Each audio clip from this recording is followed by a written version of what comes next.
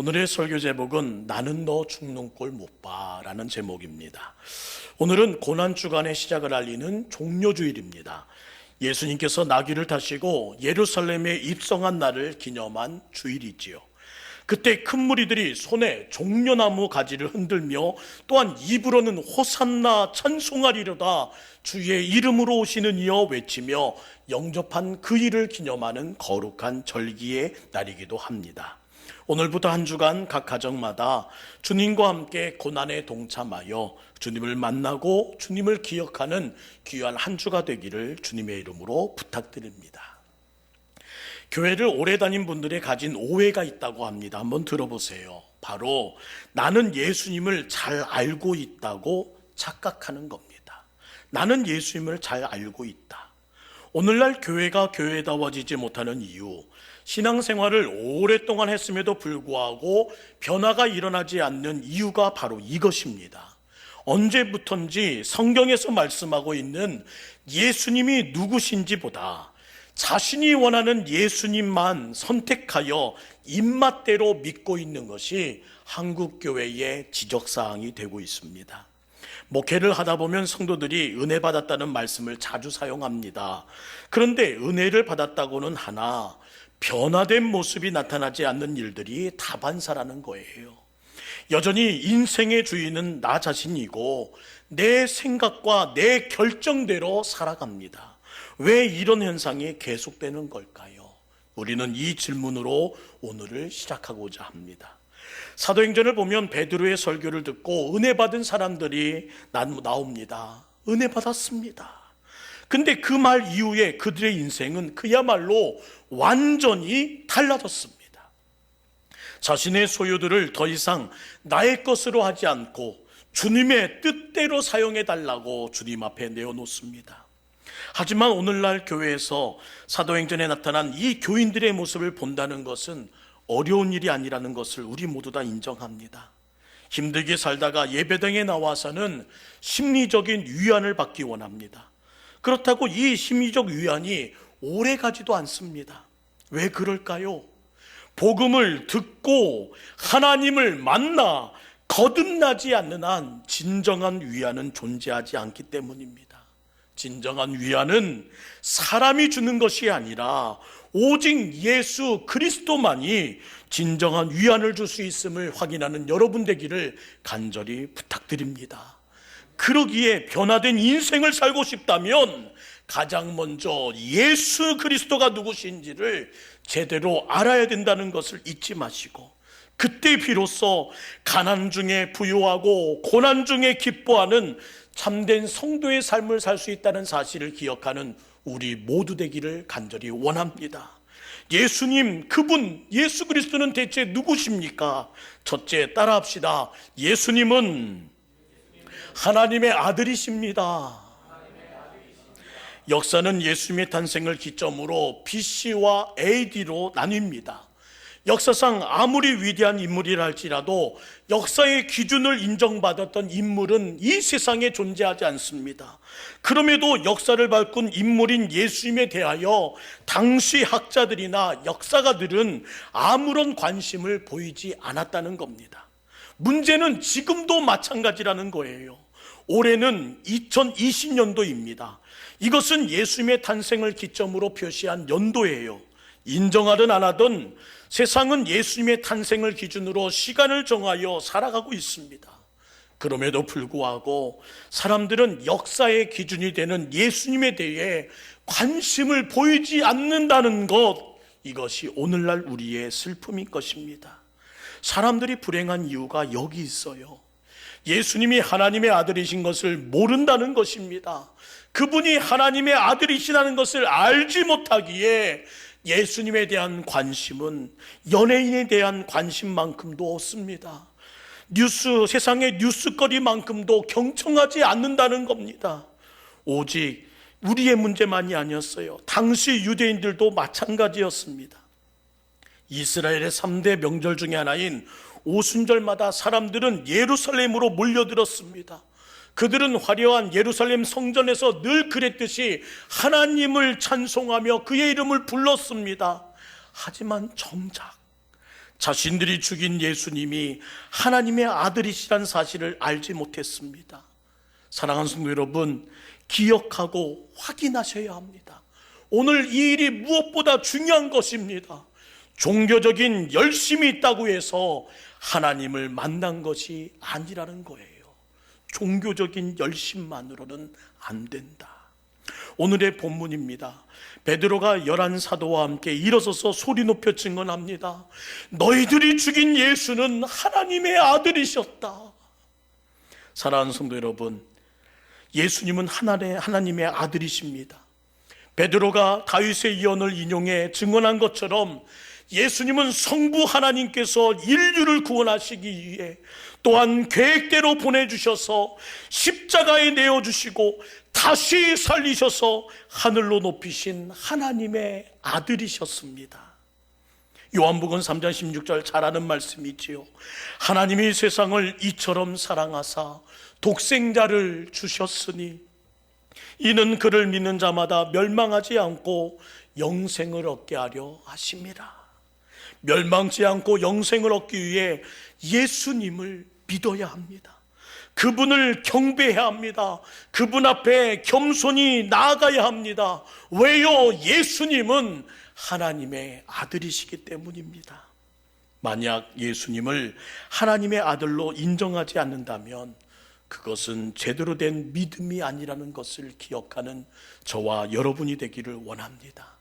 둘째, 한 발 더 나아가 예수님은 누구십니까? 따라합시다. 예수님은 주인이십니다. 베드로의 증언대로 예수님이 만물을 지으신 하나님의 아들이시라면 그분은 마땅히 우리 인생의 주인이 되어 주셔야 합니다.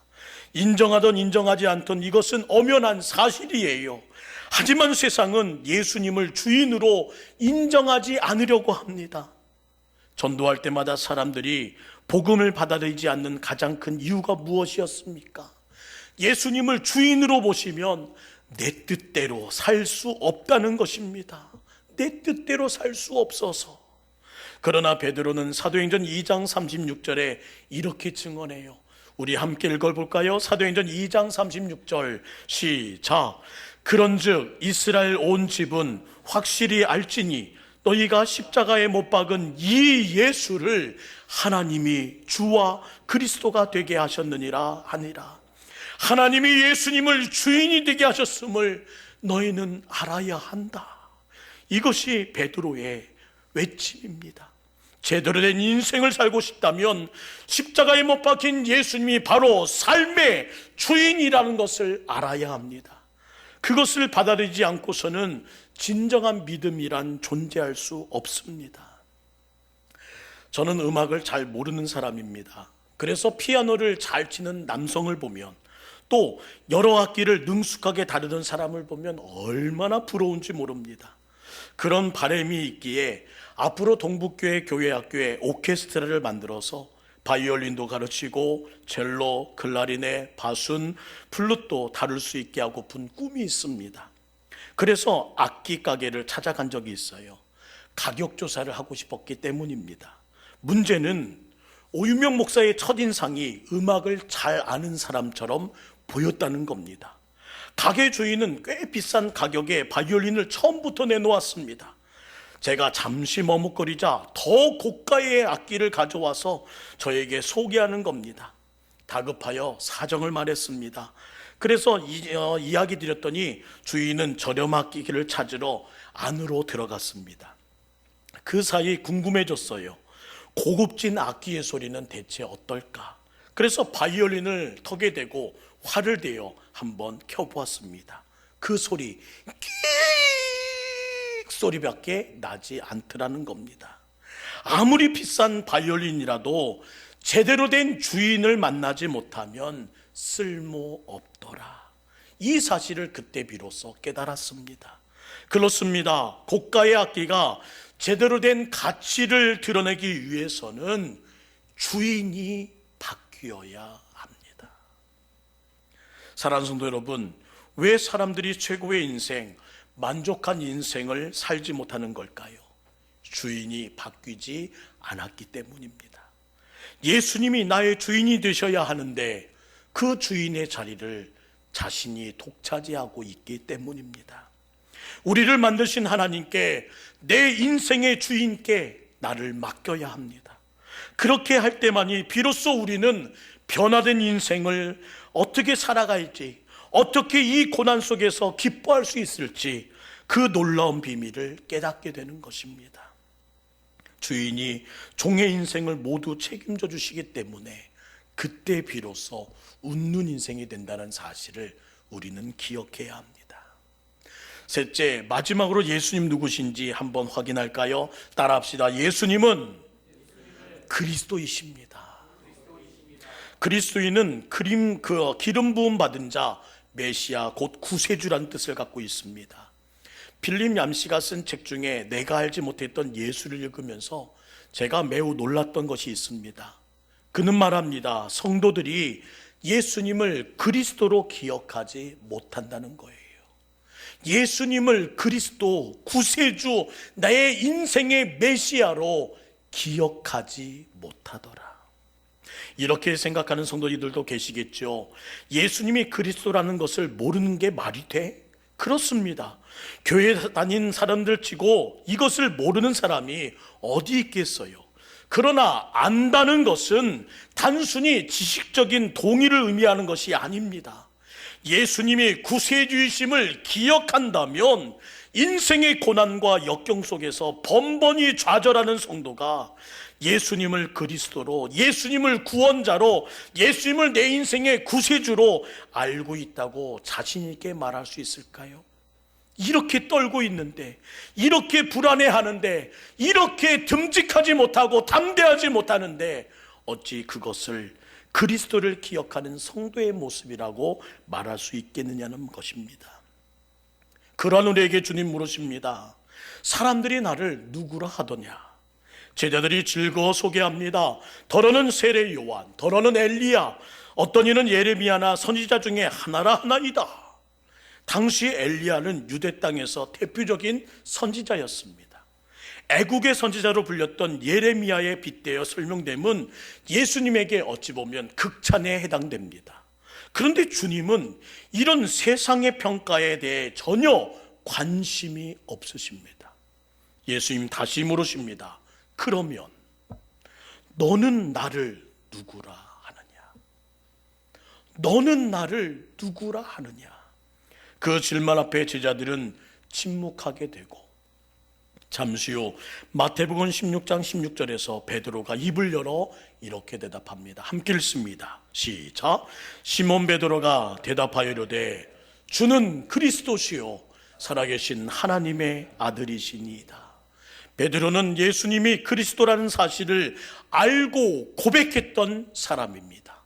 제자들 가운데 이 사실을 알고 고백한 유일한 제자였습니다. 그러나 모두가 아는 것처럼 예수님께서 십자가에 죽으시는 것을 보고는 주랭랑을 쳤습니다. 예수님을 3번이나 부인했습니다. 베드로의 입술에서는 예수님이 그리스도였지만 그의 삶에서는, 그의 기억에서는 예수는 메시아가 아니라 무기력하게 죽어가는 한 인간에 불과했다는 것 아닐까요? 그렇지 않고서야 어떻게 예수님을 버리고 그렇게 주랭랑을 칩니까? 어떻게 예수님을, 그리스도를 3번이나 부인할 수 있었겠습니까? 십자가 앞에 몰려든 청중들이 손가락질하며 말한 것처럼 자기 자신도 구원하지 못하는 예수님은 그리스도일 리 없다고 그도 동의했다는 것입니다. 무언 가운데, 침묵 가운데 그는 동의합니다. 그러나 예수님의 부활을 목격한 오늘의 본문의 베드로를 보세요. 오늘 읽은 본문처럼 담대히 일어서서 소리 높여 그는 외칩니다. 너희들이 십자가에 못 박은 예수님을 하나님이 그리스도가 되게 하셨다. 이제 베드로는 이전의 그가 아닙니다.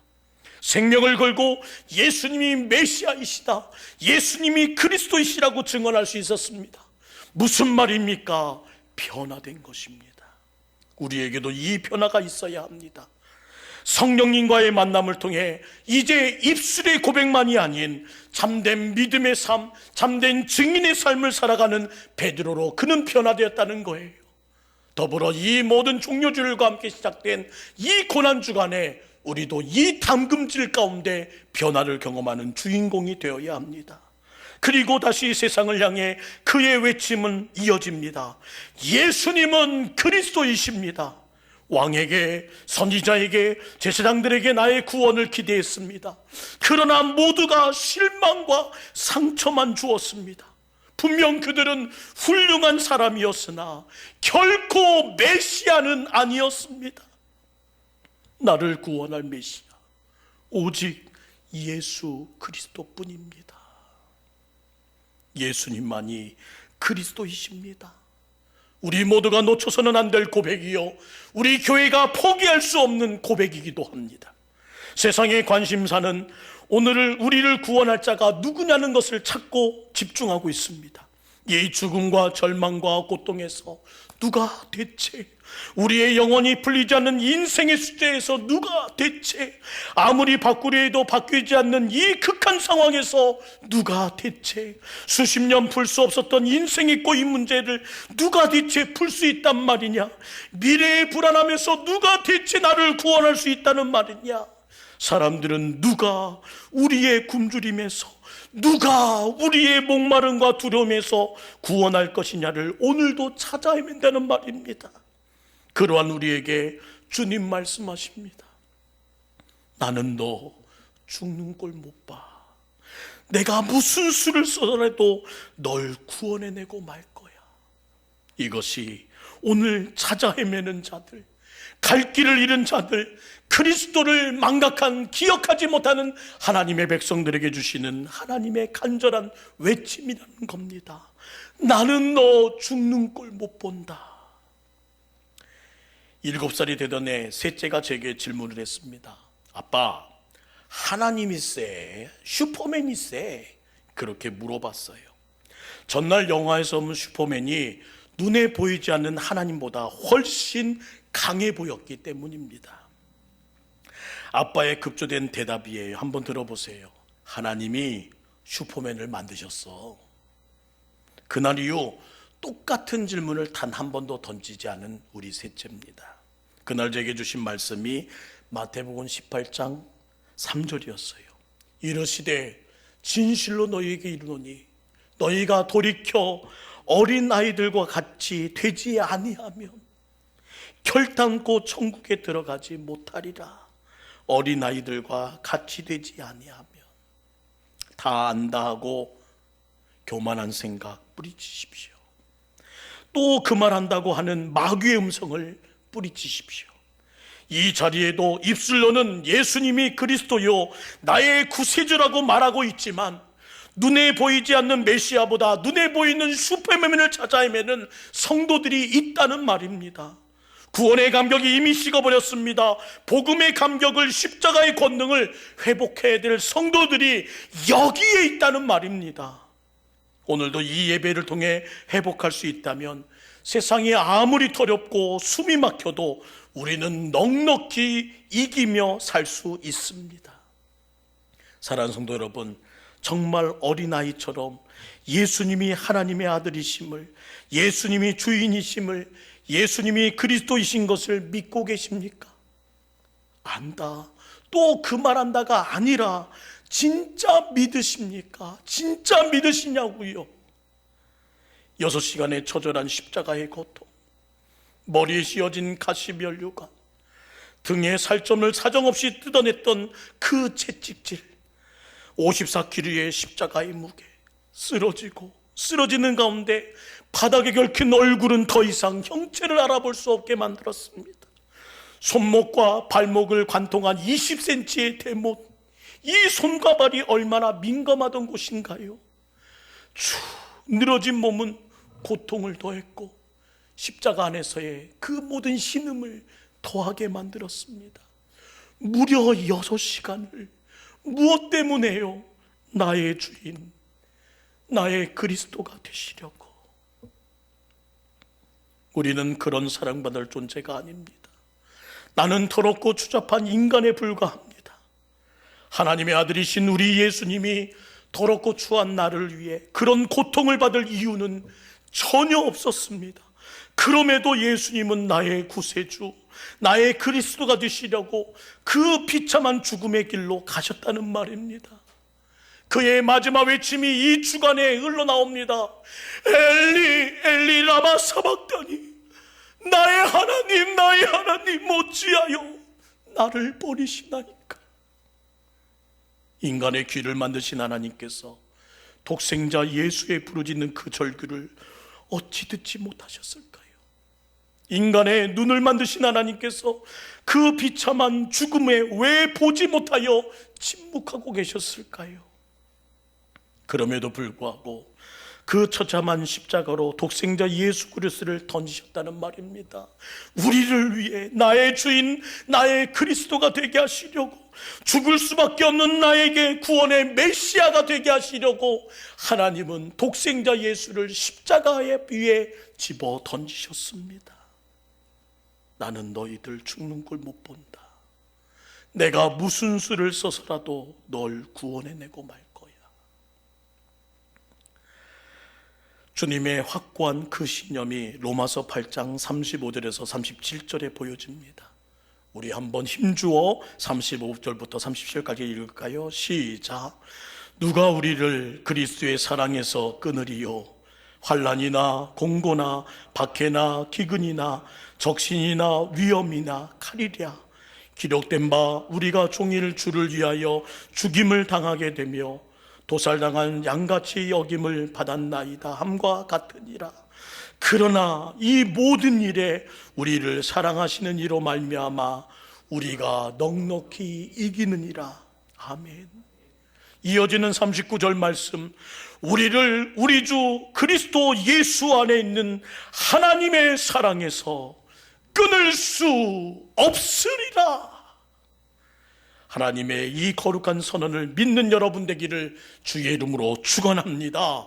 십자가에 나타난 그리스도의 사랑을 이길 고난은 세상에 없습니다. 십자가에 나타난 그리스도의 사랑을 이길 환난도 세상엔 없습니다. 십자가에 나타난 그리스도의 사랑을 이길 박해도 세상에 없습니다. 십자가에 나타난 그리스도의 사랑을 이길 기근도 세상에 없습니다. 십자가에 나타난 그리스도의 사랑을 이길 위험과 칼도 세상에 없습니다. 믿으시면 아멘.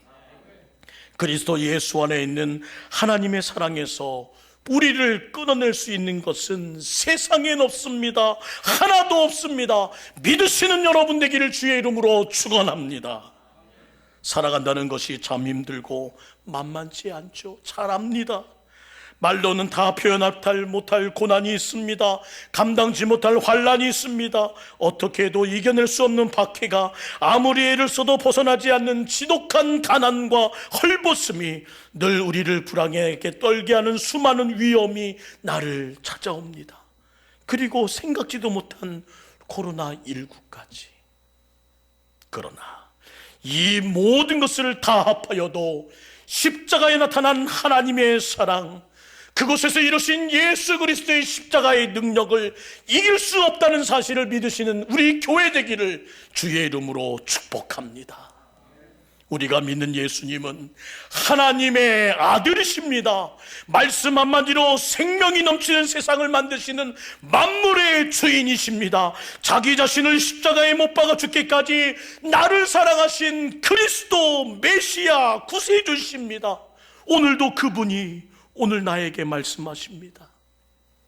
나는 너 죽는 꼴 못 봐. 내가 무슨 수를 써서라도 널 구원해내고 말 거야.